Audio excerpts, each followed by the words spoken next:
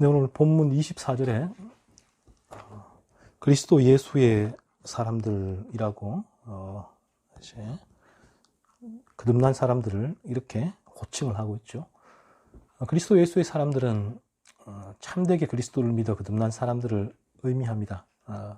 반면에 아무리 자신이 그리스도를 믿는다고 주장하여도 거듭나지 않았다면 그리스도 예수의 사람들이 아닌 것이죠.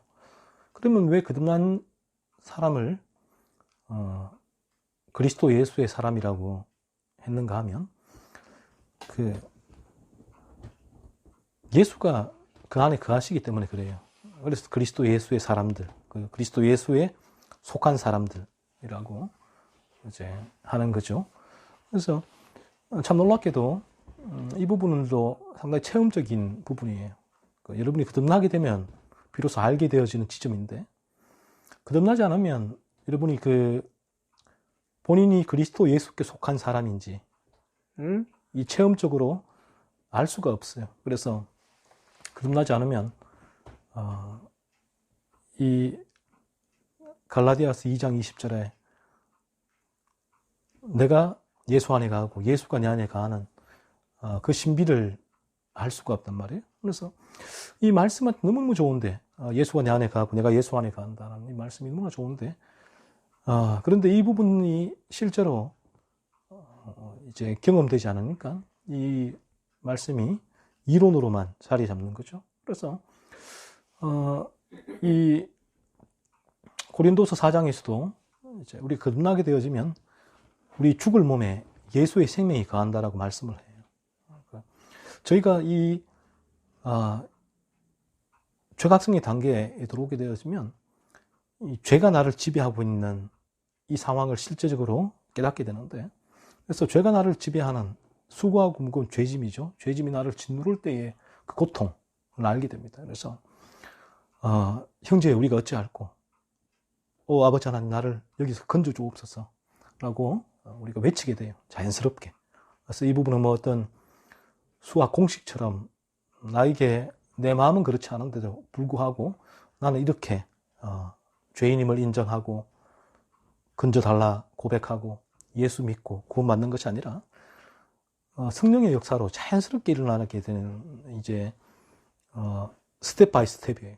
그래서 제가 계속 죄를 탐사라고 한 이유도 이 죄 탐사를 통해서 성령은 우리를 죄각성 단계, 이 죄짐의 무게, 고통을 느끼게 하거든요. 그래서 여러분이 이 부분을 경험했다면 죄각성의 단계에 들어온 부분이고, 그렇지 않다면 아직 죄각성의 단계에 들어오지 못한 부분인데, 이 여러 죄를 탐사하다가 어느 순간 이 죄에 대한 미움, 정오, 싫음, 이 감정적인 반응이 일어나게 돼요. 죄가 너무 싫다. 또 이런 죄를 범했네. 이 율법의 기준으로 자신의 죄를 끊임없이 찾아내게 돼요. 저절로. 이 부분은 자발적인 부분이죠. 그래서 이 죄각성의 단계에서는 부터 자발성이 들어오게 됩니다. 그 죄를 자발적으로 계속 살피게 되고, 그렇지만 죄각성의 단계에서는 이 죄를 이길 힘이 없다고요. 죄가 나를 지배하고 있기 때문에 계속 반복돼요. 그러니까 이 부분이 고통이 돼요. 그래서 여러분에게 이런 고통이 있었는가 하는 부분을 점검해야 되고, 그래서 이런 고통이 있기 때문에 인간은 이 고통에 극대화될 때, 인간은 이 죄짐이 나를 짓누르는 고통의 극대화가 되는 지점에서 인간은 그리스도께로 나아가게 돼요. 괴로우니까 여기서 절망하게 되고 좌절하게 되고 벗어날 수 없다는 사실을, 본인의 힘으로는 여기서 내가 벗어날 수 없구나, 어떤 것도 나를 여기서 건져낼 수 없구나 라는 사실을 깨닫게 되는 지점이 온단 말이에요. 그래서 인간은 그리스도 예수께로 나가게 되죠.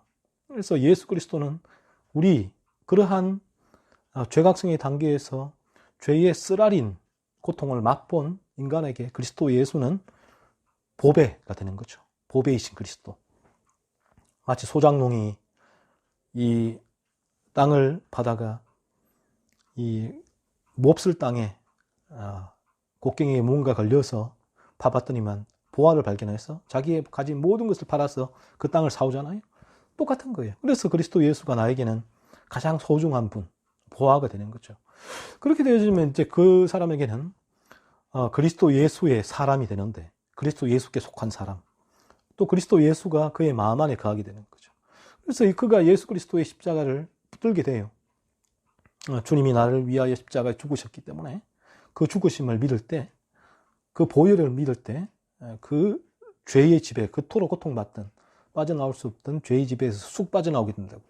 그래서 예수를 붙들게 되는데, 예수를 붙드는 그 지점에서 어떤 일이 일어나는가 하면 예수의 생명이 우리 안에 들어오게 돼요. 예수의 생명. 그러니까 새로운 생명이죠. 거룩의 씨앗이라고도 하는데, 그 예수의 생명이 우리 죽을 몸에 들어오게 된다고요. 자, 그러면 이 부분이 하나의 허황된 이야기가요? 소설과 같은 얘기인가요? 아니란 말이에요. 성경은 진리, 실제로 말하고 있다고. 그래서 우리가 거듭났다면 예수의 생명이 우리 안에 들어온다고요. 예수의 생명이 들어오면 실제로 예수의 생명이 들어왔기 때문에 어떤 일이 일어나겠죠. 예수의 생명이 일으키는, 움직이는 어떠한 일이 우리 가운데 반드시 일어나게 되어 있다는 거죠. 그 일이 뭡니까? 예수는 우리를 죄에서 건지시기 위해서 오신 분이세요. 하나님은 우리를 죄 가운데서 건지셔서 거룩한 존재로 만드시기 위해서 독생자 예수를 이 땅에 보내셨죠. 그래서 우리가 예수를 믿는 순간 예수의 생명이 들어오게 되어지면 예수의 생명은 우리를 이 죄를 죽이는 삶을 살게 해요. 죄를 계속, 죄에 대해 민감하게 예수의 생명은 반응하게 돼요. 반응하게 되고, 그리고 그 죄를 밀어내게 하는 거죠. 그러니까 예수의 생명이 우리를 하나님의 뜻인 거룩한 삶, 거룩한 존재로 우리를 계속해서 깨끗하게 만들어 나가시는 거죠. 그래서 이 거룩함이란 죄가 없는 상태인데, 그러하기에 예수의 생명이 우리 안에 들어오면 우리는 끊임없이 조그만 죄에도 민감해질 수밖에 없어요. 날마다. 그래서 이 죄를 밀어내는, 죽이는 삶이 예수의 생명으로 말미암아 우리에게 시작되는 겁니다. 그런 일이 일어나는 거예요. 그러니까 우리가 거듭나게 되어지면 가장 놀라는 부분 하나가 내 안에 이런 일이 일어나네? 죄를 탐사하고 죄를 죽이는 삶이 시작되거든요. 그러니까 이전과는 다른 삶이죠. 이전에는 조그만 일에도 분노하고 시기하고 질투하고 이기적이고 내 중심으로 다른 사람들을 해석하고 험담하고 모든 것이 다른 사람의 문제다. 다른 사람의 이 잘못으로 손가락질을 했던 그런 사람이 이제는 비록 세상적으로 내가 정당할지라도 내가 그 상황에 분노하고 미워하고 시기하고 질투하고 험담하고 인간적인 방법을 사용하려고 했던 그 죄의 유혹이죠. 그런 죄의 유혹을 있었던 것을 바라보며 자신을 아파하죠. 죄로 인한 애통이에요. 존 콜쿠는 이 부분이 참된 회개라고 얘기를 하게 됩니다. 그래서 거듭나게 되어지면 예수의 생명이 우리 안에 거하기 때문에 그때부터 참된 회개가 우리에게 일어나게 되는 거죠. 그래서 이들을 그리스도 예수의 사람들이다라고 해요.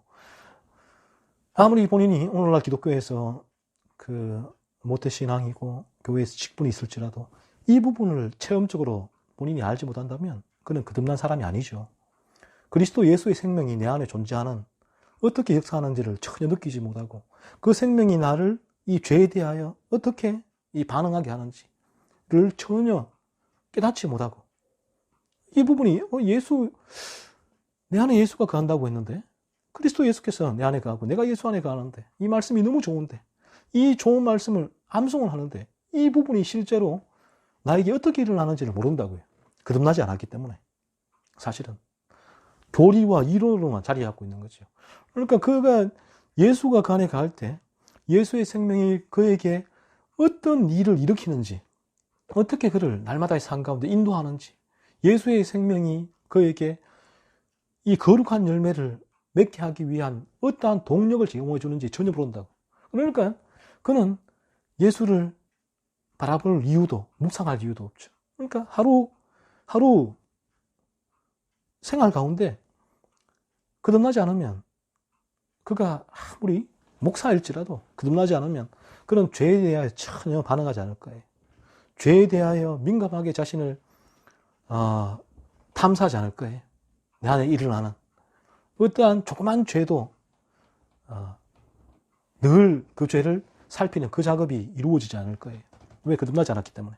그 작업이 어떻게 일어나는가 하면 예수의 생명이 우리 안에 거하기 때문에, 그가 그리스도 예수의 사람이 되었기 때문에 그러한 일이 일어나는 거예요. 그 예수의 생명이 계속해서 우리 안에 죄를 살피게 하고, 죄를 미워하게 하고, 죄를 죽이게 하거든요. 그러니까 그는 이제 이 죄를 밀어내는 그 작업을 하는 데 있어서 예수의 생명의 실제와 중요성을 깨닫게 되고, 그래서 그는 예수를 또 바라봐요. 예수의 십자가를 묵상하는 거죠. 예수를 바라보는. 그래서 이 부분이 그에게 날마다 매 순간 있어지는 거죠.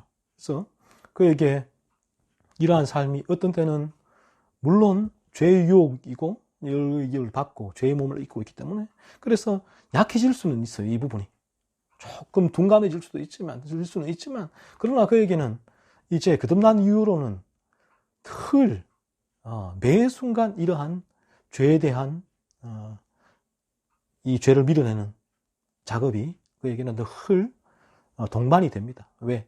예수의 생명이 그 안에 거하기 때문에 그런 것이죠.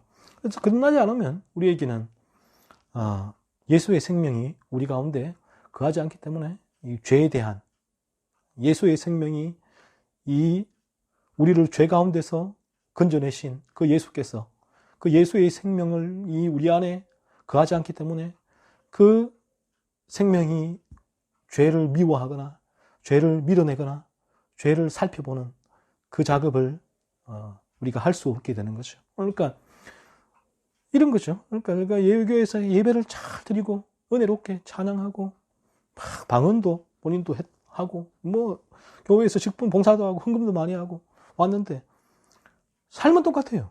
어떤 변화도 내 안에 느낄 수가 없어요. 내 안에 어떤 변화도 없다고요. 예수의 생명, 죄 전혀 느끼지 못하죠.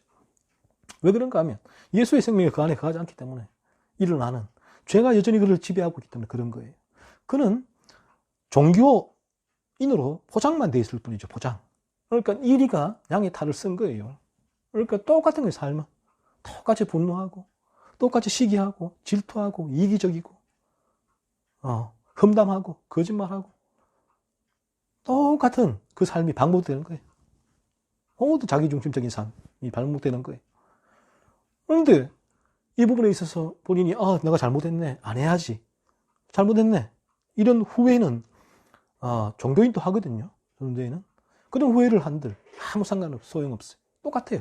그런 후회는 그에게 어떠한 변화도 일어나게 하지 않죠. 왜냐하면 그는 아직 거듭나지 않았기 때문에 그런 것입니다.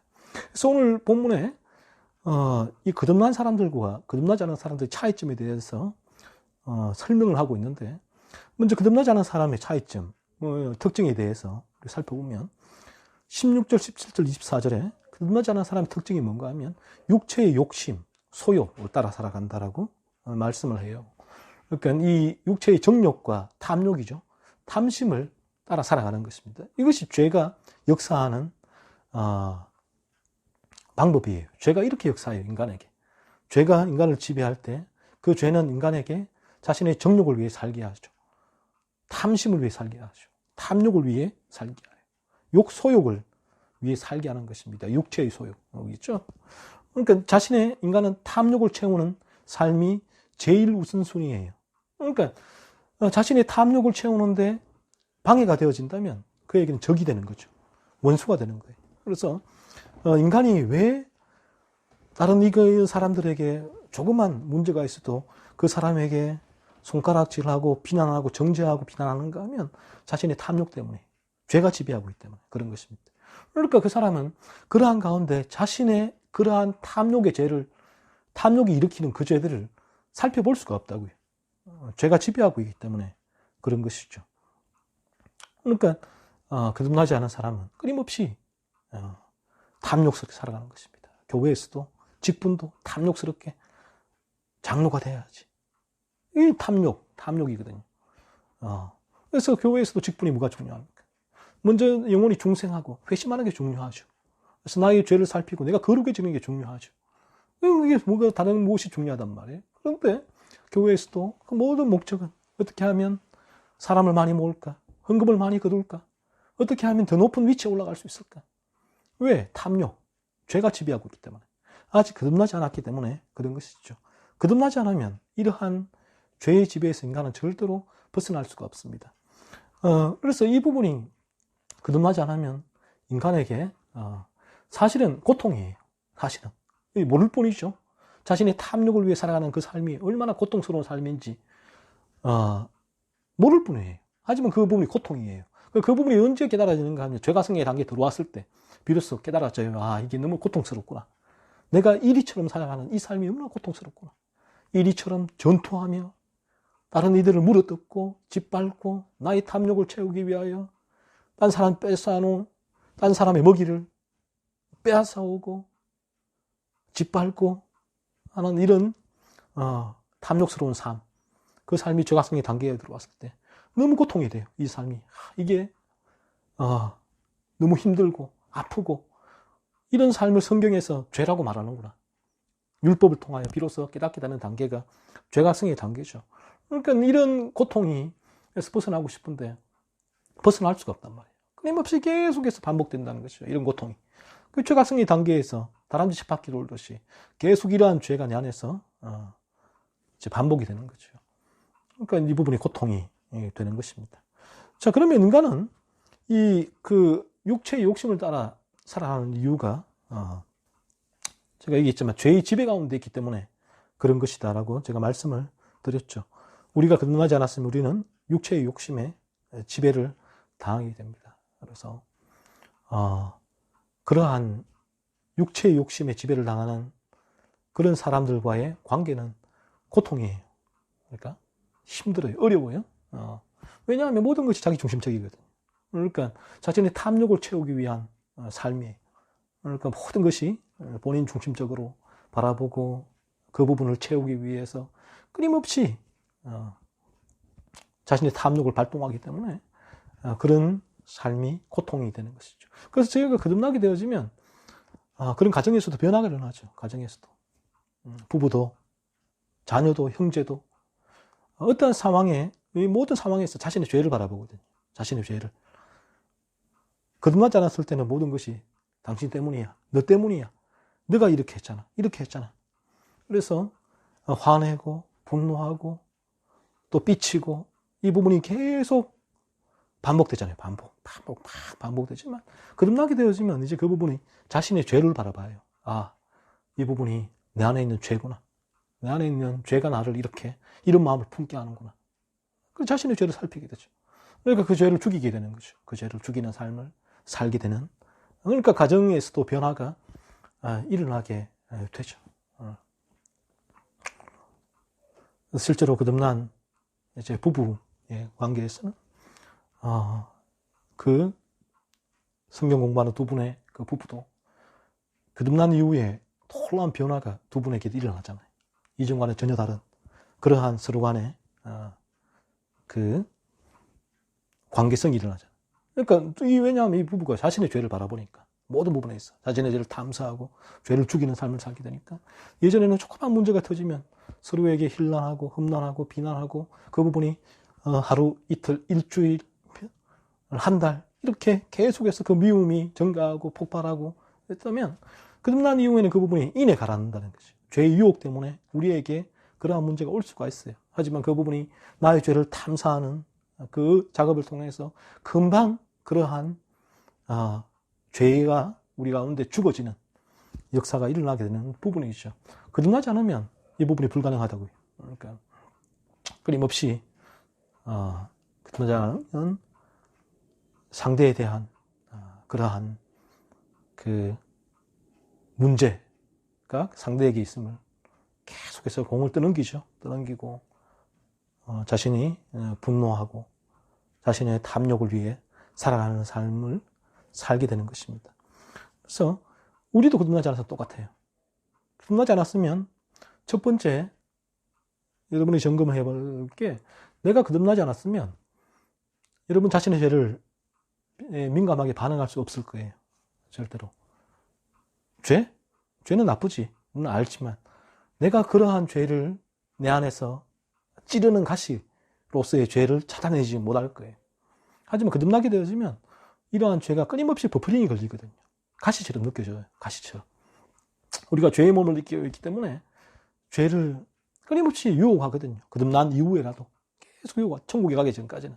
그 죄의 유혹이 끊임없이 이어지는데 그 죄의 유혹이 우리에게 가시로 느껴져요. 가시로. 아프죠. 가시가 찔리니까. 근데 그런 아픔 통증이 없단 말이에요. 머리로는 죄지.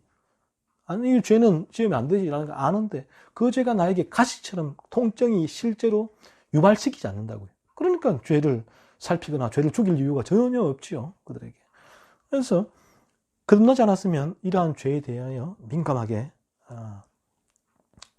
반응할 수가 없고 그래서 자신의 탐욕을 따라 여러분 살아가게 될 겁니다. 계속 살아가고 있을 겁니다. 이 부분은. 그래서 이럴 때 그러면 어떻게 해야 되는가? 이 거듭나지 않은 사람 자신이 이 말씀을 통해서 내가 이런 상태에 있구나 깨달았을 때는 이 율법의 기준, 성경의 기준으로 자신을 계속 비추어야 돼요. 그때는 의지가 필요해요. 의지가. 자신의 죄를 계속 탐사를 해야 돼요. 계속 탐사. 율법의 기준으로. 내 마음에 이런 마음도 죄지. 내가 다른 사람에게 이런 마음 품는 것도 죄지. 이런 마음도 죄지. 이것도 죄지. 성경의 기준으로 계속해서 내 마음에 일어나는 죄를 탐사하다 보면 어느 순간 성령이 이 율법을 통하여 율법으로 내 자신을 탐사할 때에 성령이 어느 순간 역사할 때 죄각성의 단계로 여러분을 인도합니다. 그러면 죄각성의 단계에서는 이제 자발적으로 죄를 탐사하게 돼요. 누가 시키지 않더라도 의지가 발동되지 않더라도 그때는 내가 죄를 스스로 탐사하게 돼요. 살피고. 하지만 여전히 죄가 나를 지배하는 그 단계에 있지만 죄를 탐사하는 이런 변화가 있게 되어집니다. 그래서 여러분이 해야 할 일은 한 주간도 오늘 이 성경의 기준으로 내 가운데 내가 이 죄에 대한 죄가 나를 실제로 찌르는 가시와 같은 고통을 느끼는가. 그래서 그 죄를 아파하며 애통해하며 그 죄의 아픔을 느끼고 그 죄를 밀어내고 있는가. 그래서 예수의 생명, 예수를 바라보고 있는가. 예수의 생명이 내 안에서 역동함을 내가 느끼고 있는가. 그 예수의 생명이 나를 이 죄에서 건지셨고 또 지금도 이 죄를 죽이는 힘을 주고 있는가 하는 이 부분을 실제로 여러분이 경험하고 있는 거예요. 실제의 경험. 그래서 그 부분을 한 주간 점검하고 그래서 그렇지 않다면 나는 거듭나지 않은 사람이구나 보면 정확합니다. 그러면 이제 나는 무엇을 해야 하는가? 죄각성의 단계에 들어와야 되죠. 그러기 위해서 죄를 의지적으로 살펴야 돼요. 계속해서. 여러분 마음에 얼마나 많은 죄가 넘치십니까? 이 율법의 기준에 비추어 볼 때에 한번 여러분을 돌이켜 보십시오. 그래서 나는 괜찮아. 나는 뭐 이 정도면 괜찮아. 이것도 죄죠. 자기의 죄입니다. 자기가 죄 없다고 하는 그 자체가 성경은 죄라고 말을 하고 있죠. 그래서 그런 부분까지도 여러분이 끊임없이 자신을 살펴보십시오. 자신의 죄를 끄집어내 찾아내세요. 계속 찾아내면 언젠가 성령이 역사합니다. 그런데 이 부분을 하지 않는 부분이 문제죠. 아무리 진리를 접해도 이 부분을 하지 않으니까 죄각성의 단계에 들어올 수가 없는 거예요. 그래서 죄각성의 단계 하나님 저를 이 죄에 대한 찔림이 있게 하시고 아픔이 있게 해달라고 죄를 살펴볼 수 있게 해달라고 그렇게 기도하십시오. 그래서 오늘날 이 한국교회가 이러한 가정이 전혀 없이 당신 죄를 알죠? 예. 당신도 죄인임을 알죠?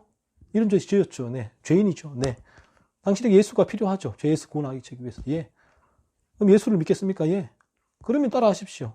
예수는 나의 구세주가 되십니다. 좀 믿습니다. 그러면 당신은 구원받았습니다. 본인이 거듭난 줄 알아요. 하지만 본인은 이 죄에 대해서는 아무것도 몰라요. 예수의 생명에 대해서 실제로 아는 게 아무것도 없다고, 실제로.